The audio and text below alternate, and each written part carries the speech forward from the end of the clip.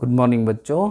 आज हम नया यूनिट स्टार्ट करेंगे जो structural organisation in plants and animal, जिसके तहत 3 चैप्टर कवर किए गए हैं। एक तो पहला सिर्फ बाहर का हिस्सा सब देखना है, जिसको मॉर्फोलॉजी ऑफ फ्लावरिंग प्लांट बोलेंगे। फिर अंदर के हिस्से में जाएंगे, जिसको हम एनाटॉमी ऑफ फ्लावरिंग प्लांट बोलेंगे। फिर बाद में एनिमल के अंदर के हिस्से में जाएंगे। तो ये 3 चैप्टर हम 1 बाय 1 इस यूनिट में कवर करेंगे। तो आज का हम स्टार्ट करेंगे with morphology of flowering plant. तो इसमें जाने से पहले थोड़े वैरायटी ऑफ प्लांट के बारे में थोड़ा डिस्कस कर लेते हैं, फिर बाद में जाते हैं। तो प्लांट का बहुत सा क्लासिफिकेशन हो चुका है आगे, लेकिन ये 2-3 चीज़, जो छोटा होता है इसको हर्ब बोलते हैं, इससे थोड़ा होता है इसको श्रब बोलते हैं, फिर बहुत बड़ा हो जाता है इसको ट्री बोलते हैं। तो श्रब, हर्ब एंड ट्री, तो ये एक क्लासिफिकेशन हो गया। फिर उसका एक साल में एक ही सीज़न में आता है, या एक साल में एक ही बार लगता है, एक साल में 2 बार लगता है, या पूरा बहुत साल तक चलता है। इसके हिसाब से जो एनुअल होते हैं, मतलब साल में एक बार, जैसे राइस का क्रॉप है, व्हीट का क्रॉप है, साल में एक ही बार लेते हैं। व्हीट का राइस का क्रॉप 2 बार होता है तो बायनियल भी बोलते हैं, बायनियल ऐसा भी बोलते हैं। और जो सालों साल चलता है इसको पेरिनियल बोलते हैं। तो ये एक टाइप ऑफ क्लासिफिकेशन हो गया। अभी ऑन टाइप ऑफ हैबिटेट एक क्लासिफिकेशन होता है कि किस तरह से वो रहता है। मतलब अगर पानी वाला एरिया है, पानी में रहता है, जैसे लोटस फ्लावर है, तो उसको हाइड्रोफाइट्स बोलते हैं।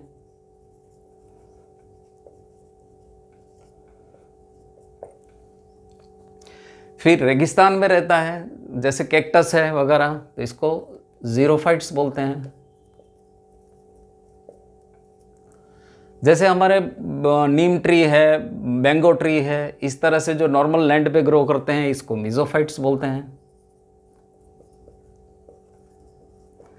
एक और टाइप का भी होता है जो एक ट्री के ऊपर में लगता है, जिसको बोलते हैं एपीफाइट्स। एपीफाइट्स। तो ये हो गई डिफरेंट टाइप ऑफ प्लांट्स की कैटेगरी। अभी इस चैप्टर में हम क्या डिस्कस करेंगे कि एक पहले सीड ले लेते हैं। तो ये वाला अगर सीड है, इसका कॉटिलीडन है, इसका सीड कोट हमने निकाल दिया है। तो सीड का ये ऐसा इतना बड़ा नहीं होता है, काफ़ी बड़ा ड्रॉ किया है, लेकिन ये समझाने के लिए एक ऊपर वाला हिस्सा होता है, एक नीचे वाला हिस्सा होता है। ये वाला हिस्से को बोलते हैं प्लूम्यूल, और ये वाला हिस्से को बोलते हैं रेडिकल। ये वाला बीच वाला हिस्सा जो कॉटिलीडन को जॉइंट करता है, इसको बोलते हैं कॉटिलिडनरी।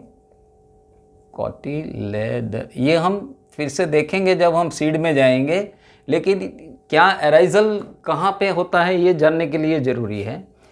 ये वाला थोड़ा सा हिस्सा जहाँ पे एपिकोटाइल बोलते हैं, ये वाला हिस्सा थोड़ा सा जहाँ पे हाइपोकोटाइल बोलते हैं, एपिकोटाइल, और ये वाला हिस्सा हाइपोकोटाइल। अच्छा, ये मैंने आपका दिमाग में क्यों डाला, क्योंकि ये पार्ट से, प्लूम्यूल के पार्ट से जो ऊपर वाला पार्ट आएगा उसको हम स्टेम बोलेंगे, और रेडिकल्स का पार्ट से जो बाहर दूसरा निकलेगा उसको हम रूट बोलेंगे। ठीक है। अब स्टेम में और आगे जाएंगे, जैसे उसमें लीव्स लगते हैं तो लीव्स के बारे में भी थोड़ा पढ़ेंगे। फिर उस पे फ्लावर्स लगेंगे तो फ्लावर्स के बारे में भी पढ़ेंगे। फिर इस पे फ्रूट लगेंगे तो फ्रूट्स के बारे में भी पढ़ेंगे। फ्लावर्स के डिफरेंट टाइप ऑफ अरेंजमेंट, जिसको इन्फ्लोरेंसेंस बोलते हैं, वो भी पढ़ेंगे। तो बेसिकली स्टेम पढ़ेंगे, फिर लीव्स पढ़ेंगे, फिर उसका रिप्रोडक्टिव स्ट्रक्चर फ्लावर्स पढ़ेंगे, फ्लावर्स के साथ में डिफरेंट इन्फ्लोरोसेंस पढ़ेंगे, इन्फ्लोरोसेंस, फिर फ्रूट्स पढ़ेंगे,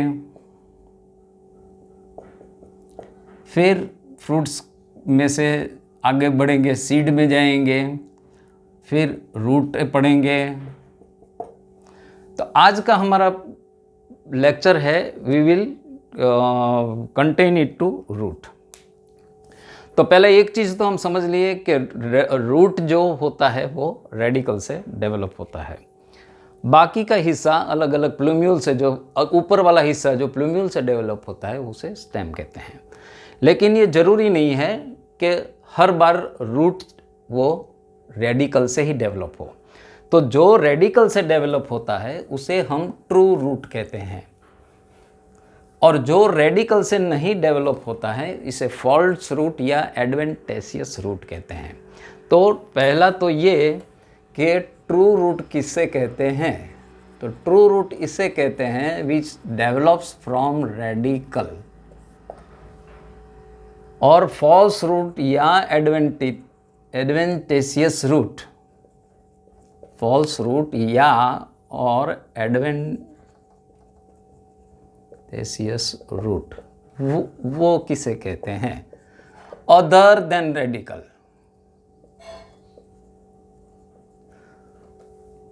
ट्रू रूट रेडिकल यानी कि ये टैप रूट होता है, और ये अलग अलग कैटेगरी के होते हैं जिसको हम फाइब्रस रूट बोलते हैं। फाइब्रस रूट बोलते हैं, एडवेंटेशियस में अलग अलग टाइप के रूट आते हैं। तो बेसिकली जो ये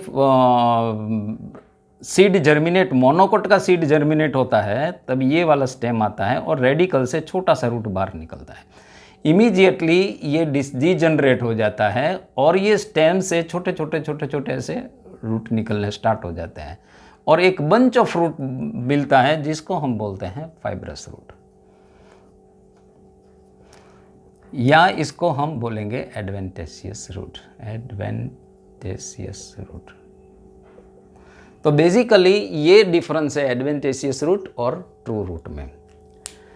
तो ये true root normally tap root होता है जिसको हम ट्रू रूट में कंसीडर करते हैं। तो आज हम टैप रूट का डिफरेंट स्ट्रक्चर देखेंगे। तो टैप रूट में जाएंगे तो टैप रूट में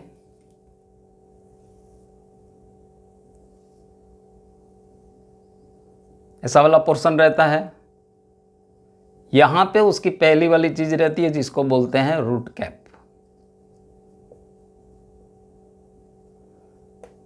और इसके अंदर सेल रहते हैं। मैं डिफरेंट कलर यूज करूंगा, इसके लिए मैं ग्रीन कलर यूज करता हूं कि ये बीच वाला जो पोर्शन है उसमें मेरिस्टेमेटिक सेल रहते हैं जो कंटिन्यूअसली ग्रो करते रहते हैं।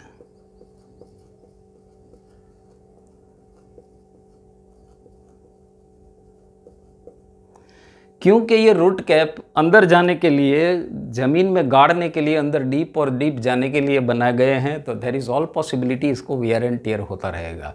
तो ये मेरिस्टेमेटिक सेल उसको कंटिन्यूअसली रिपेयर करता रहेगा और इसके नए रूट कैप जनरेट करता रहेगा। तो ये वाला रूट कैप कंटिन्यूअसली यहाँ से अगर कोई भी डैमेज हो गया तो बनता रहेगा। दूसरा, अगर ये रूट को लंबा होना है तो उस तरफ से भी उसको तो ग्रो करना है, तो मेरिस्टेमेटिक सेल से थोड़े अलग से एक सेल हो जाएंगे जिसको जोन ऑफ इलोंगेशन बोलते हैं। तो मेरिस्टेमेटिक सेल में यहाँ पे they are thick in cytoplasm और उसमें वैक्यूल्स जो characteristic feature of plant cell है, ऐसा इसमें मेरिस्टेमेटिक सेल में नहीं रहता। तो वैक्यूल्स नहीं रहते हैं और थिक टाइप साइटोप्लाज्म रहती है। लेकिन यहाँ पे जोन ऑफ इलोंगेशन में वो जैसे मानो कि ये मेरिस्टेमेटिक सेल है तो इसमें एक वो छोटा सा वैक्यूल आ जाएगा और वैक्यूल बड़ा होते होते एक काफ़ी बड़ा वैक्यूल हो जाएगा और ये साइड में है, इसका न्यूक्लियस आ जाएगा, तो ये पूरा जोन ऑफ इलोंगेशन बन जाएगा।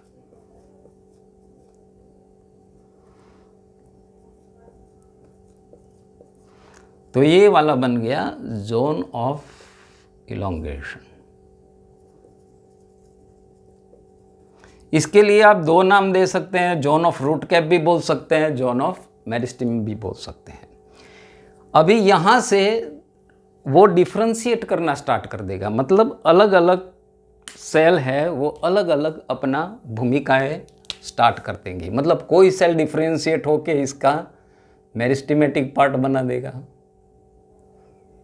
एपिडर्मल पार्ट बना देगा, not meristematic, sorry, epidermal part बना देगा, मतलब बार की सतह कवर कर लेगा।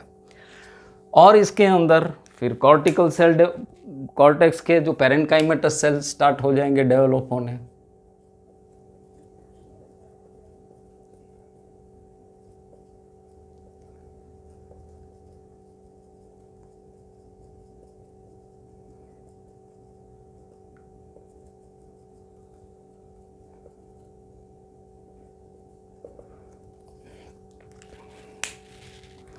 और एब्जॉर्प्शन के लिए वो यहाँ से थोड़े थोड़े हेयर बार निकालना स्टार्ट कर देगा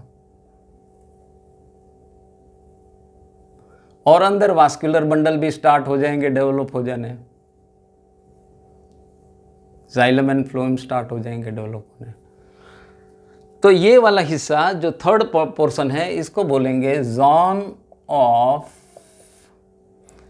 डिफरेंशिएशन बोल सकते हैं, डिफरेंशिएशन बोल सकते हैं, जोन ऑफ रूट हेयर बोल सकते हैं। तीसरा zone of differentiation, zone of root hair, और ये रूट हेयर काम क्या करता है? एब्जॉर्प्शन करता है, तो जोन ऑफ एब्जॉर्प्शन बोल सकते हैं।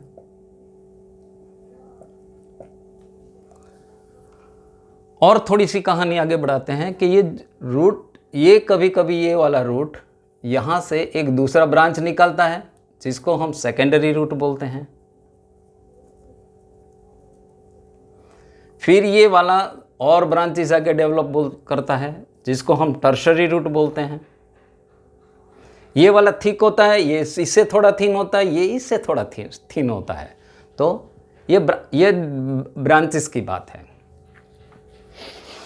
अभी ये थोड़ा जो नेमिंग नोमेनक्लेचर है, अगर यही कंडीशन ज़ीरोफाइटिक या हाइड्रोफाइटिक मोड में आ जाती है तो चेंज हो जाती है। हाइड्रोफाइटिक माने अगर ये चीज़ पानी में आ जाती है, पानी में अगर ये चीज़ आ जाती है तो ऑटोमेटिकली उसको कोई हेयर की रिक्वायरमेंट, पानी में ही है तो हेयर की क्या रिक्वायरमेंट है?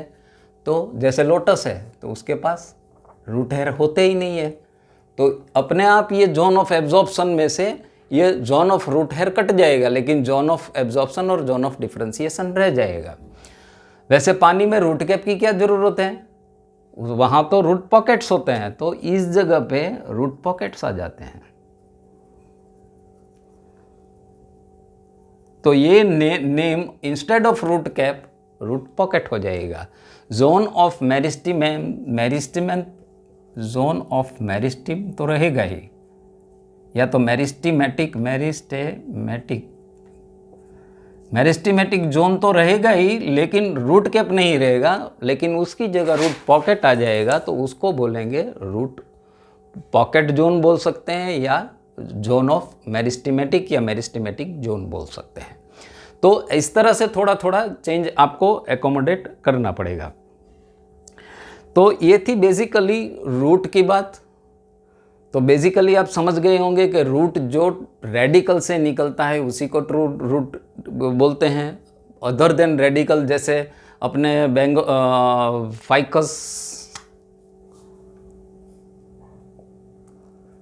फाइकस बेंगलेसिस, यानी कि बेनियन ट्री तो आपने सबने देखा होगा। तो इसकी जो बाहर जो रूट निकलते हैं, इसकी ट्रंक होती है, स्टेम होती है, बड़ी थिक होती है, लेकिन जब वो और आगे ज़्यादा जीता है और ज़्यादा डेवलप होता है तो ब्रांचेस इसकी बहुत थिक हो जाती है और स्टेम उसको सस्टेन नहीं कर पाती है, तो उसका ब्रांचेस से एक रूट डेवलप होना स्टार्ट हो जाता है। इसको बोलते हैं प्रॉप रूट। लेकिन ये क्योंकि रेडिकल से नहीं निकला है तो ये this is another type of root, तो इसको प्रॉप रूट बोलते हैं। इसका स्पेशल नाम है, इसीलिए इसको प्रॉप रूट बोलते हैं। तो लेकिन अल्टीमेटली ये ज़मीन से जुड़ जाता है और ये थिक बन जाता है और ये ब्रांच को सपोर्ट करने लगता है।